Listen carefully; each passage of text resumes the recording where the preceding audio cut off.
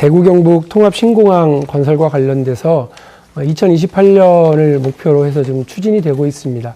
절차와 과정이 아직 많이 남아있긴 한데요. 더 중요한 건 공항만 달랑 짓는 것이 아니겠죠. 그 공항과 연계되는 지역의 다양한 교통 인프라를 어떻게 구축할 것이냐인데요.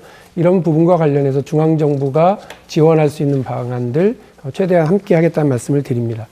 또 달빛철도 이야기 많이 하십니다. 제 고향 장수를 또 지나가기도 하고요. 광주를 출발해서 전남, 전북, 경북과 대구까지 오게 되는 이 과정에 제대로 된 지역의 산업 발전의 연계 그리고 조속한 건설 추진이 진행될 수 있도록 또 지원하겠습니다. 구미 국가산업단지의 노후화된 구미산단의 친환경 에너지 공급 관리 체계를 구축해서 에너지 신산업을 육성하는 데 지원하도록 하겠고요. 또 대구 산업단지 테스트베드 활성화와 규제 해소를 통해 도시 전체가 혁신성장 플랫폼이 될 수 있도록 그 생태계를 만들도록 하겠습니다. 대구 산단 규제자유특구 지정을 통해서 로봇선도 도시로의 발전도 이끌어 가도록 하겠습니다. 먼저 이낙연 후보님께 질문 드리고요. 연금개혁과 관련해서 먼저 좀 말씀을 좀 드리겠습니다. 국회에 이번에 기재부가 제출한 국가재정운용계획을 보면 국민연금, 공무원연금, 사학연금, 군인연금 등의 이제 4대 공적연금에 투입되는 재정이 내년에 8조 7천억 원입니다. 2025년, 그러니까 우리 중에 누가 대통령이 되더라도 공적연금 보존을 위해서 10조가 넘는 국민세금이 투입될 예정이라고 하는 거죠. 그래서 제가 이 부분과 관련해서 어쨌든 국민연금과 공무원연금 개혁이라고 하는 그 방향에 대해서 말씀을 드렸고 국민들 공약을 좀 제출을 드린 바가 있습니다. 근데 우리 자칫 잘못하면 우리 청년들이 비정규직 또 실업 오가면서 저임금에 불안정한 생활을 하고 있는데 평생 안정된 직장과 고임금을 받았던 지금의 기성세대, 586 세대들의 연금을 뒷받침하기 위해서 자기 소득의 20-30%를 부담하게 되는 것은 불공정하다고 봐요. 그래서 이 어떻게든 연금 개혁을 해야 될 텐데 연금 개혁에 대한 공약을 혹시 가지고 계신지요? 준비가 되셨나요? 예, 연금 개혁은 필요하죠. 특히나 청년 세대는 노후에 대한 불안의 근본 요인이 바로 연금 문제 있지 않습니까? 돈은 내는데 마지막에 돈을 탈 때쯤은 고갈되지 않을까 하는 그런 불안들이 있는데요. 이건 차기 정부 출범하자마자 바로 시작했으면 좋겠고요.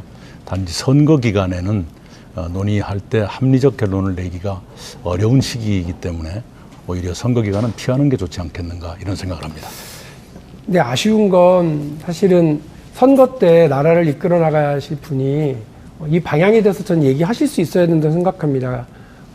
그래서 아까 제가 말씀드린 것처럼 표가 착착 붙는 그런 공약만 정책과 비전만 내놓으면 국민들 미래 건강, 우리 국가의 미래 건강은 더 약해지는 것 아닌가 생각이 들고요. 남의 돈으로 생색내는 거 양심 없다고 보통 그러잖아요.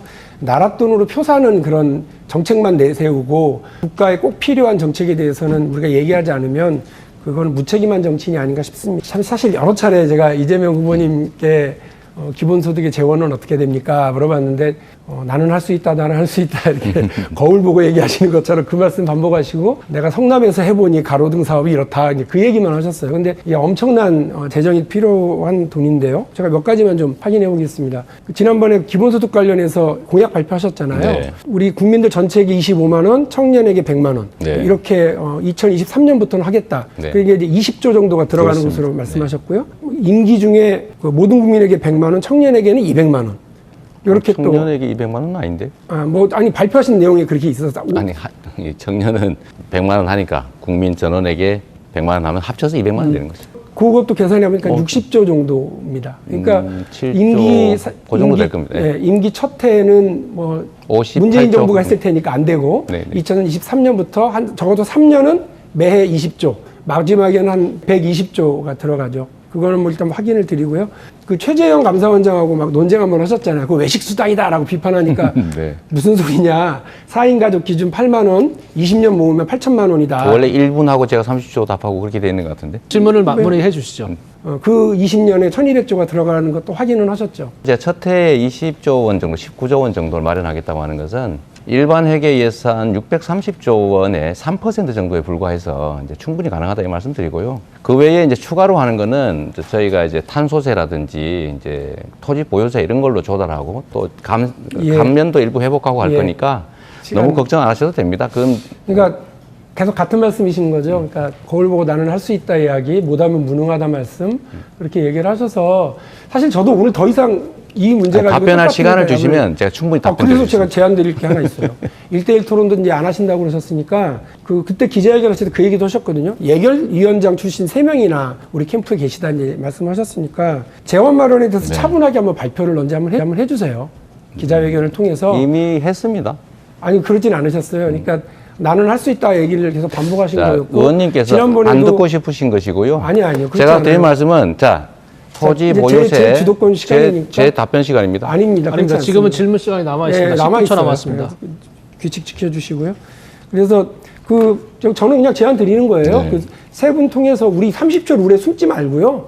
이렇게 얘기하셨으면 좋겠다. 네, 우리 국민들께서는 잘 알고 계십니다. 우리가 오늘 절약하지 못하면 내일 풍요로울 수 없다. 버는 것보다 더 많이 쓰면 부자가 될 수 없다. 빌린 돈은 언젠가 누군가 갚아야 한다. 이것이 우리 국민들이 다 알고 계시는 상식입니다. 그런데 국가 운영은 다르게 할 수 있다고 생각하시면 안 됩니다. 밑도 끝도 없이 세금 동원하고 밑도 끝도 없이 재정 동원해서 나눠주고 퍼주겠다고만 얘기하시는 건 정치 지도자가 할 일이 아닙니다. 박용진은 청년의 미래, 대한민국의 미래를 위해서 차분하게 여러분들과 함께